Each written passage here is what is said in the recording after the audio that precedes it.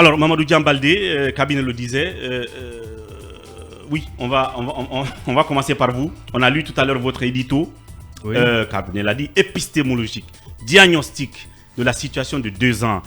Les mots sont forts, et évidemment, et c'est objectif. Qu'est-ce que vous pouvez nous dire pour commencer notre bilan à nous, avant de commencer à recevoir nos invités? Oui, l'éditorial en lui-même est titré, comment dirais-je, un bilan en montagne russe et comment dirais-je, Talibé l'a dit quelque part que c'est un bilan en demi-teinte.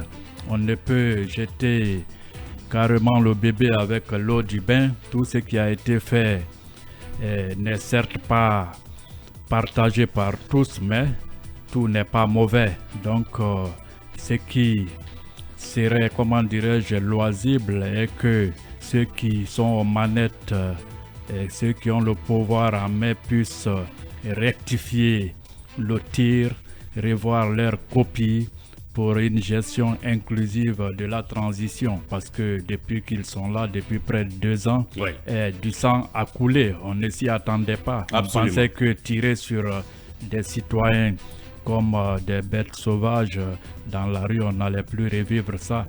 Il y a eu ça aussi, cette histoire de corruption avec la CRIEF, on a applaudi des 2 mains. Mais aujourd'hui, on voit, comment dirais-je, des immeubles poussés un peu partout, des soupçons, comment dirais-je, se dirigent vers certaines grosses villes, comme indiqué dans l'éditorial, Bien. en attendant d'en avoir les preuves, comme je le dis souvent. Et c'est George Orwell d'ailleurs qui l'a dit dans La ferme des animaux. La révolution, c'est comme la terre qui tourne sur elle-même. Et donc, elle reproduit les mêmes travers que le régime qu'elle est censée rectifier, corriger. Donc ce n'est pas facile. Il y a Céline Dion d'ailleurs qui dit dans une de ses chansons que on ne change pas, on n'ajoute que des costumes les uns sur les autres et le costume ne cache que une infime partie de ce qu'on voit. Absolument. Merci, doyen, pour justement cette analyse d'entrée. On va revenir, nous autres, sur le bilan tout à l'heure, après ces mots que vous venez de dire sur cet édito qui a ouvert donc les numéros d'aujourd'hui.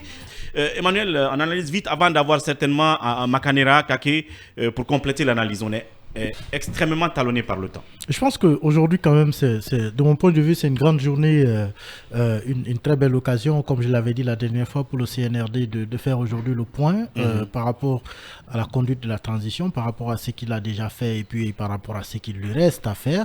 Parce qu'il ne faut pas oublier que nous sommes, après tout, dans une transition. Et cela, évidemment, aujourd'hui, le tableau est clair qu'il y a un déficit de confiance qui se dessine, qui s'ancre de plus en plus entre le CNRD et même ses partenaires étrangers, mais aussi au niveau interne, on sent qu'il y a un déficit de confiance qui est en train de s'installer. Et c'est l'occasion aujourd'hui et demain, évidemment, de faire le point pour permettre, comme l'a dit Aliouba, ce tableau de bord qui n'est pas allumé, qui ne donne aucune lisibilité, permettre à chaque citoyen qui est embarqué dans ce bateau de la transition de savoir avoir tous les indicateurs nécessaires à la conduite du processus dans lequel nous sommes.